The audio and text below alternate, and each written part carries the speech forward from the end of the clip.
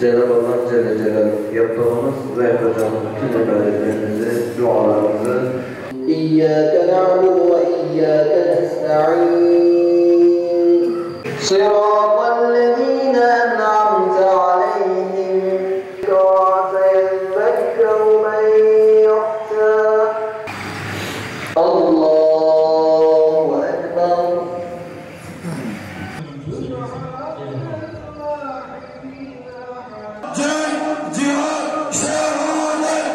Kardeşlerimiz var. Bunlar iki kardeşlerimiz, iki kardeşimiz Filistin. Niçin Filistin? Niçin Filistin'i destekliyoruz? Yani amacımız nedir? Bununla ilgili halkımızın, insanlarımızın biraz daha bilinmesi açısından.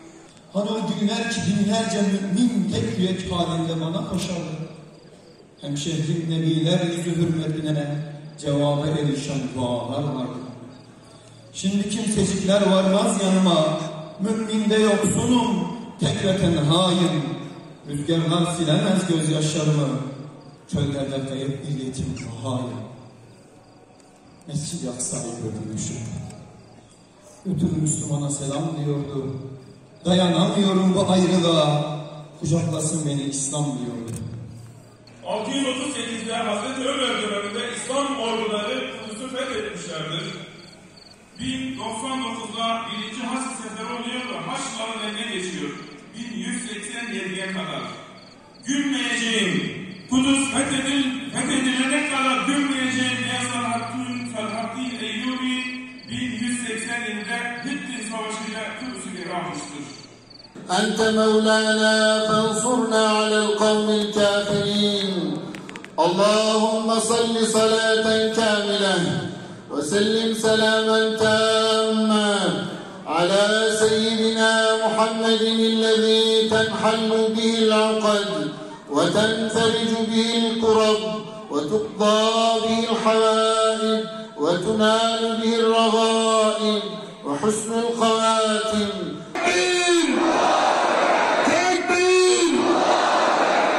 Biz çökersek, pasifize olursak gazeteli kardeşlerimizin kanatları kırılır.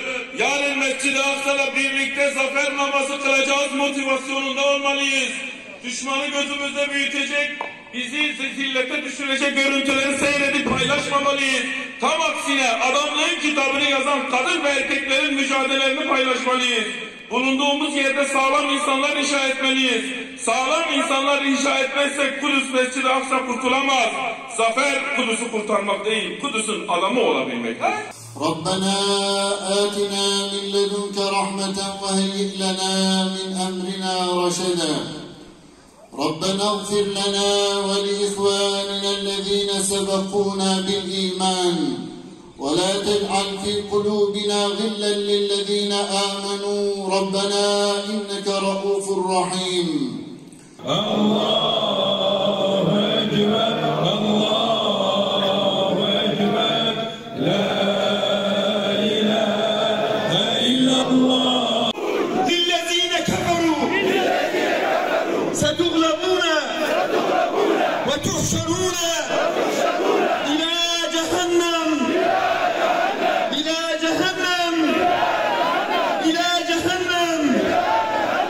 Peki, ey kafirler, yenileceksiniz,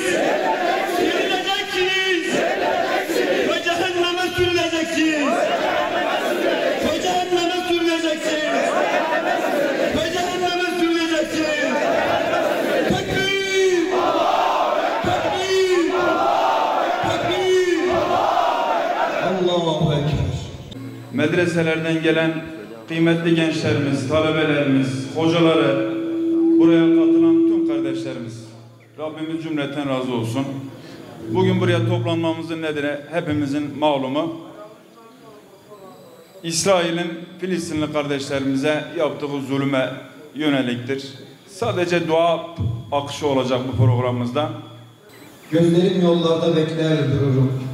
Nerede kardeşlerim diyordu bir ses. İç kıblesi benim bu nebinin.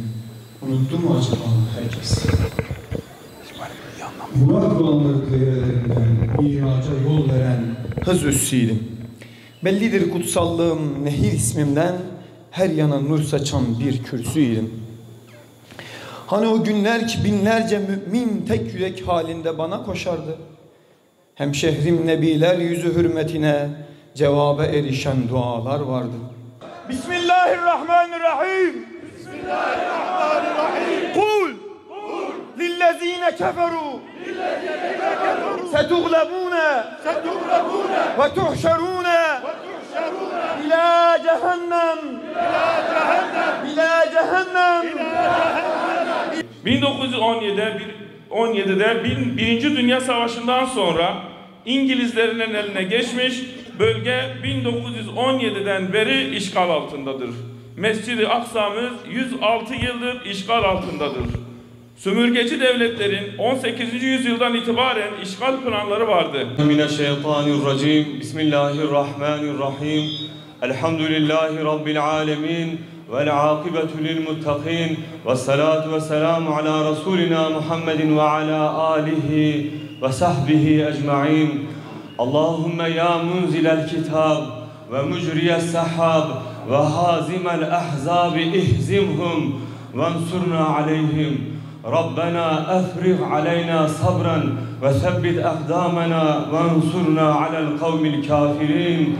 Ya Rabbi ve ya Erhamer Rahimin, Kur'an-ı Azimuşşan'ın hakkı için ve Kur'an'ı üzerine inzal buyurduğun Resul-i Ekrem aleyhissalatu vesselamın kıymeti hakkı için, Ya Rabbi Esma-i Hüsna ve Sıfat-ı Kemaliye'nin hakkı için, İslam'ın ilk kıblesi, Mirac'ın basamağı ve Peygamberler aleyhisselamın namazgahı olan ve etrafını mübarek kıldığın Mescid-i Aksa'yı, Gazze'yi, Filistin'i en karibu zamanda işgalci, katil, Siyonistlerin elinden kurtarıp halas ve necatlar ihsan eyle ya Rabbi. Amin. Ya Rabbi orada cihad eden mücahitlere sen muzafferiyetler ihsan eyle. Amin. Ya Rabbi ve ya Erhamer Rahimin alemi İslam'ın birliğini, diriliğini, yeniden dirilişini lütfundan, fazlından ihsan eyle.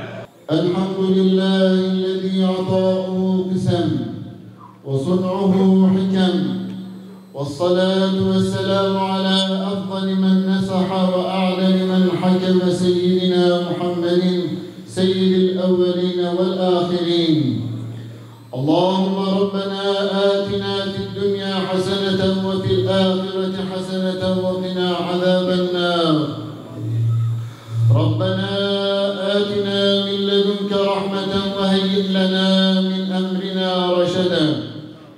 ربنا اغفر لنا ولإخواننا الذين سبقونا بالإيمان ولا تجعل في قلوبنا غلا للذين آمنوا ربنا إنك رؤوف رحيم.